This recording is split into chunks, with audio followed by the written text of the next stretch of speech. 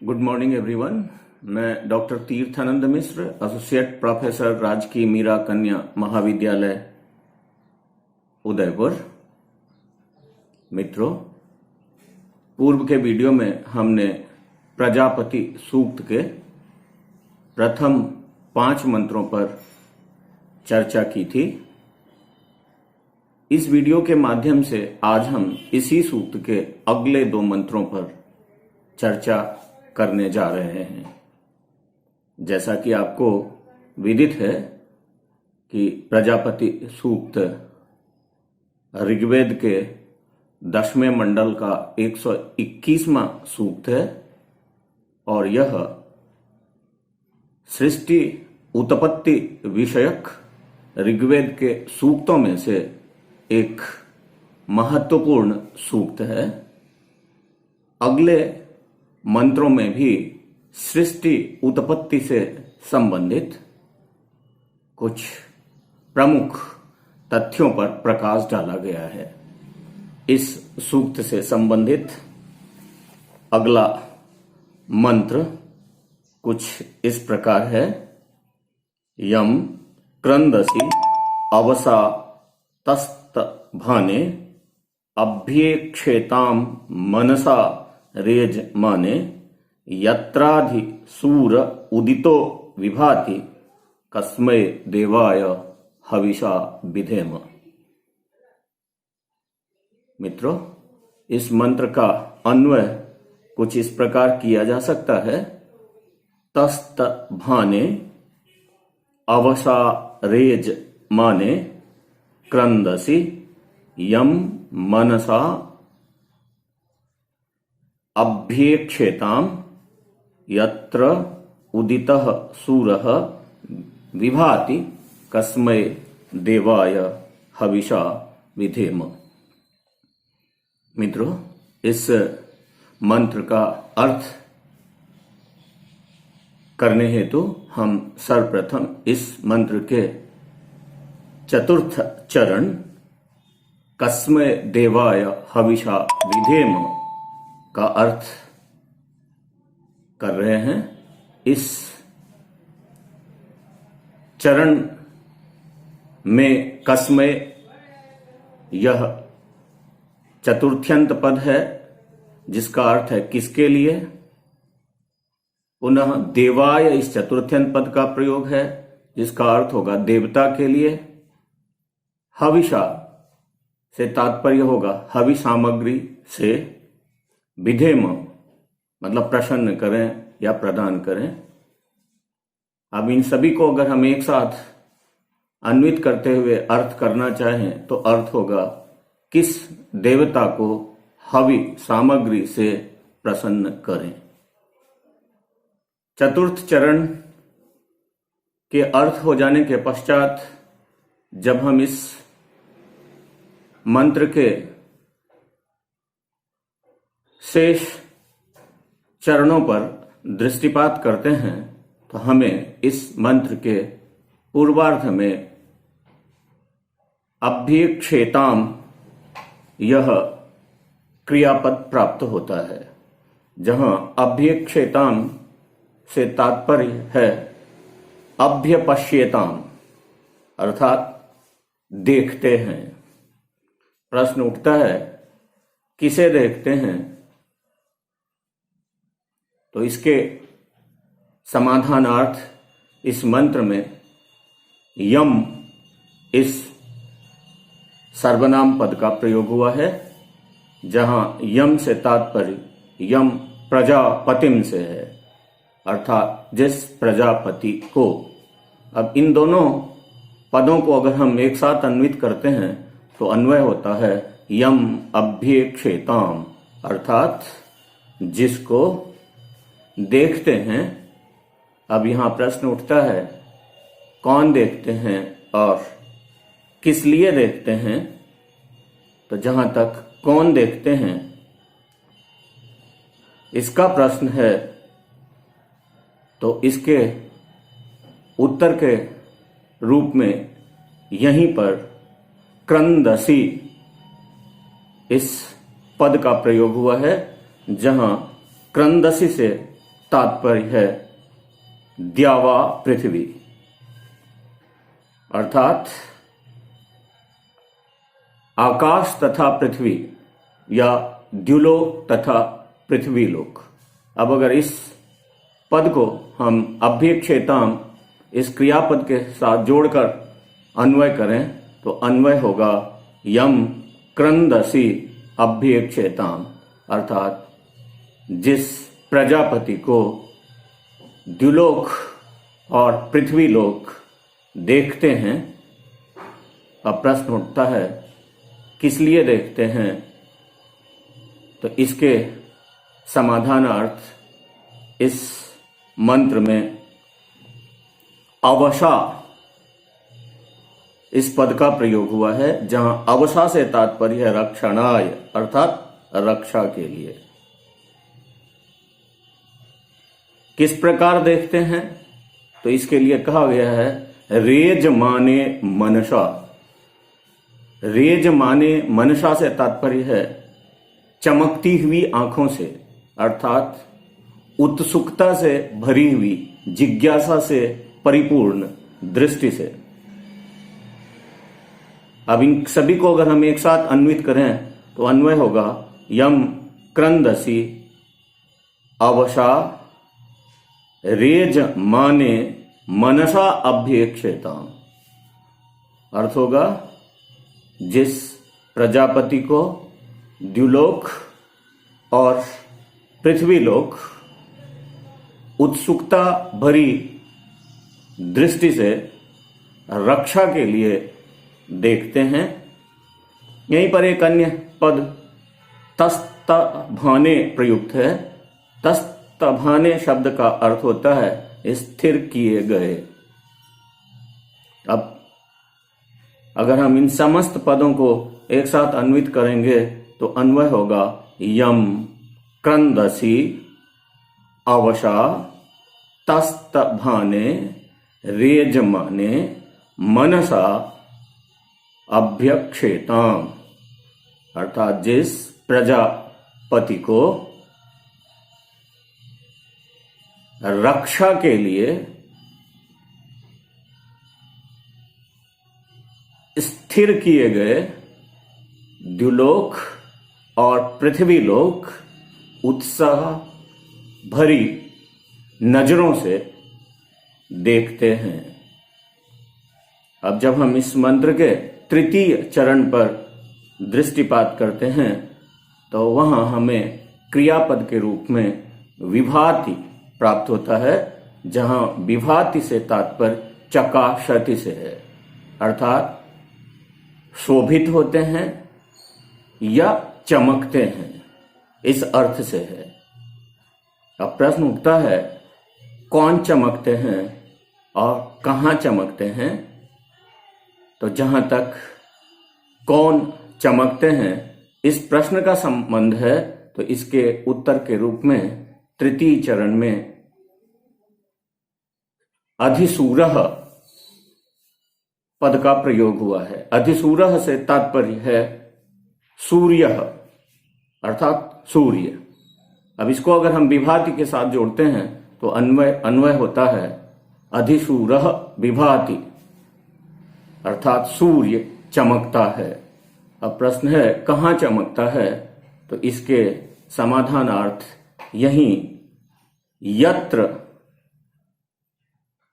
पद का प्रयोग हुआ है। यत्र का अर्थ है जहां। अब अगर हम इनको एक साथ अन्वित करेंगे तो अन्वय होगा यत्र सूरः विभाति, अर्थात जहां पर सूर्य चमकता है। कैसा सूर्य, इसके विशेषण के रूप में यहां पर उदितः इस पद का प्रयोग हुआ है। उदितः यह क्त प्रत्ययांत शब्द है जिसका अर्थ होता है उदित हुआ। अब इसको भी जब हम एक साथ अन्वित करेंगे तो अन्वय होगा यत्र उदितः सूरः विभाति, अर्थात जहां पर उदित हुआ सूर्य चमकता है। अब इसके साथ जब हम चतुर्थ चरण कस्मै देवाय हविषा विधेम को जोड़ेंगे तो अर्थ होगा ऐसे देवता को छोड़कर हम किस देव को हवि सामग्री प्रदान करें। मित्रों, अगर हम समग्र रूप में इस मंत्र का आपके समक्ष अनुवाद प्रस्तुत करना चाहें तो अनुवाद होगा, स्थिर किए गए द्युलोक तथा पृथ्वीलोक जिसे रक्षा के लिए उत्साहपूर्ण दृष्टि से देखते हैं, जहां पर उदित हुआ सूर्य प्रकाशित होता है या चमकता है, ऐसे देवता को छोड़कर हम किस देवता को हवि सामग्री प्रदान करें। इस मंत्र का तात्पर्य है कि हम सभी एकमात्र प्रजापति देवता को ही हवि सामग्री से संतुष्ट करने का प्रयास करें, क्योंकि वही एक देव है जिस देव के नियंत्रण में द्युलोक, पृथ्वीलोक और सूर्य तक है। अब इस सूक्त के अगले मंत्रों पर विचार विमर्श करने का प्रयास करता हूं। इस सूक्त का अगला मंत्र अर्थात 7वां मंत्र कुछ इस प्रकार है। आपो ह यद वृहति विश्वमायन गर्भम दधान जनयन्तिरग्निम ततो देवानां संवर्ततासुरेकः कस्मै देवाय हविषा विधेम। मित्रों, इस मंत्र का अन्वय हम कुछ इस प्रकार कर सकते हैं। यत गर्भम दधानाः अग्निं जनयन्ति वृहति आपः ह विश्वम आयन देवानाम असुः एकः ततः संवर्तत कस्मै देवाय हविषा विधेम। पूर्व की भांति इस मंत्र का अर्थ करने हेतु हम सर्वप्रथम इस मंत्र के चतुर्थ पाद पर दृष्टिपात करते हैं। चतुर्थ पाद कस्मै देवाय हविषा विधेम है, जिसका अर्थ है किस देवता को हवि सामग्री प्रदान करें। चतुर्थ पाद का अर्थ हो जाने के पश्चात जब हम इस मंत्र के अन्य पादों पर दृष्टिपात करते हैं तो हमें पूर्वार्ध में आपह विश्वम आयन ये पद प्राप्त होते हैं, जहां आपह से तात्पर्य जल से है, विश्वम से तात्पर्य संपूर्ण लोक से है और आयन का अर्थ व्याप्त किया इस अर्थ से है। यहीं पर आपह के विशेषण के रूप में वृहतीह इस पद का प्रयोग हुआ है, जहां वृहतीह से तात्पर्य होगा महान। अब अगर हम इन सभी को एक साथ अन्वित करेंगे तो अन्वय होगा वृहतीह आपह विश्वम आयन। विशाल जल राशि ने समस्त लोकों को व्याप्त कर लिया, ऐसा अर्थ होगा। पुनः जब हम अन्य पदों पर दृष्टिपात करते हैं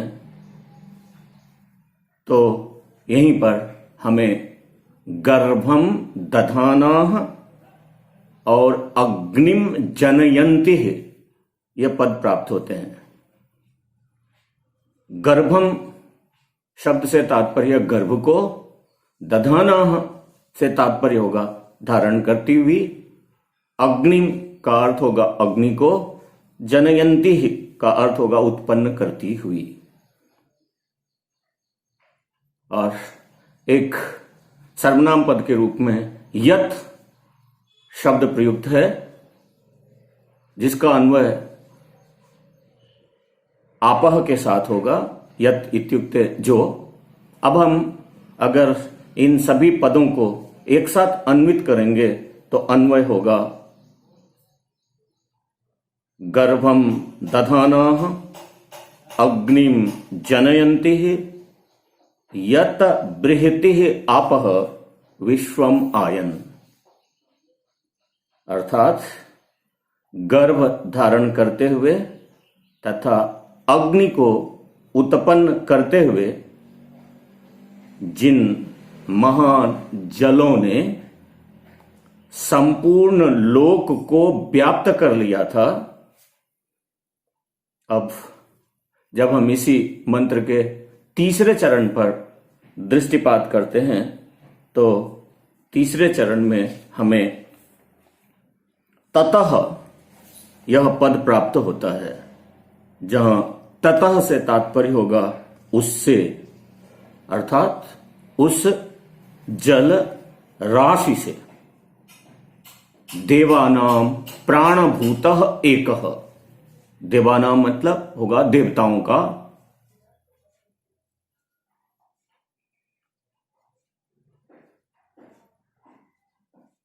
देवताओं का एकः अशु, अशु इत्युक्ते प्राण वायु, देवताओं का एक मात्र प्राणभूत वायु समवर्तत, समवर्तत इस क्रियापद का अर्थ होगा उत्पन्नाः या जाता।